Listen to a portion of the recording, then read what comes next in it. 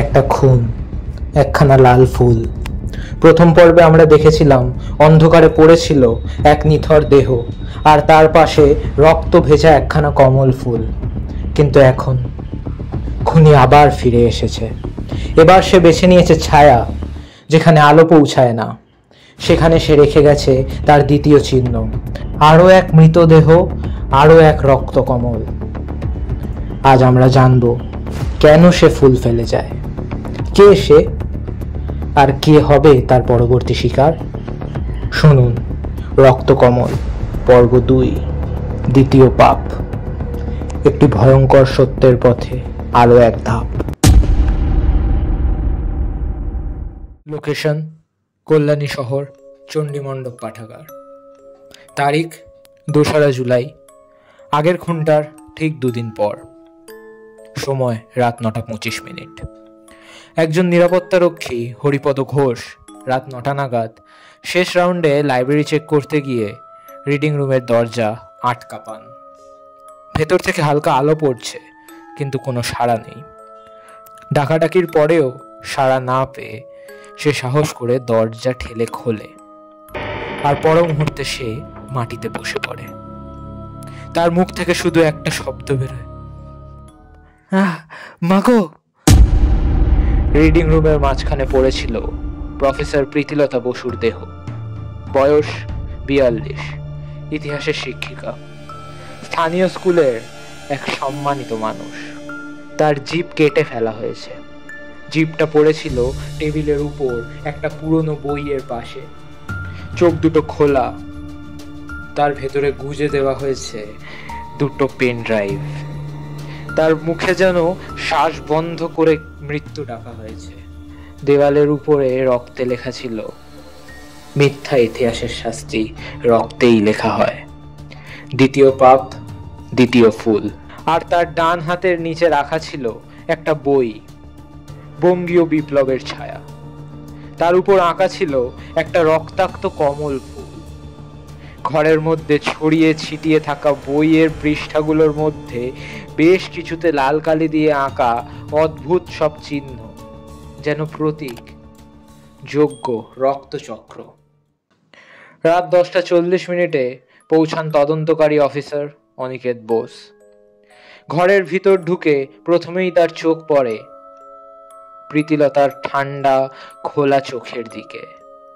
সে বলে, খুনি শুধু মারেনি, শিক্ষা দিতে চেয়েছে। সে নিজের বিচার নিজেই করছে, কিন্তু কোন ইতিহাস মিথ্যা ছিল? প্রফেসর প্রীতিলতা বসু একসময় বেশ বিতর্কিত ছিলেন। তিনি 2015 সালে একটি গবেষণাপত্র লেখেন, যেখানে তিনি দাবি করেন যে কিছু বিপ্লবী কার্যকলাপ অযথা গ্লোরিফাইড হয়েছে। এই বই লেখার জন্য এক সময় তার উপর হামলাও হয়। স্কুলে আন্দোলন, অভিভাবকদের বিক্ষোভ, কিন্তু মামলা হয়নি।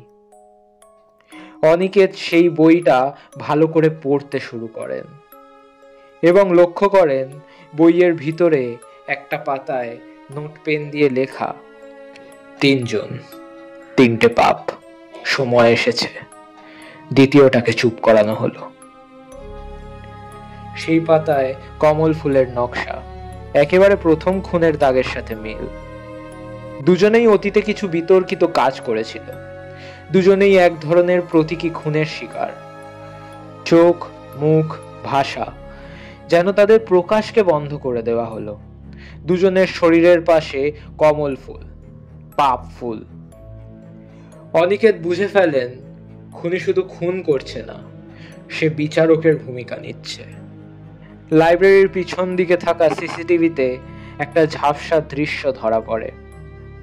রাত 9টা নাগাদ একজন মুখোশধারী ঢুকছে লাইব্রেরির পিছনের দরজা দিয়ে।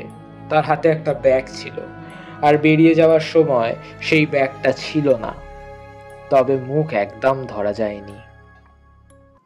অনিকেত বোস রাত 3টের সময় নিজের ডেস্কে বসে ফাইল উল্টে ফেলছেন।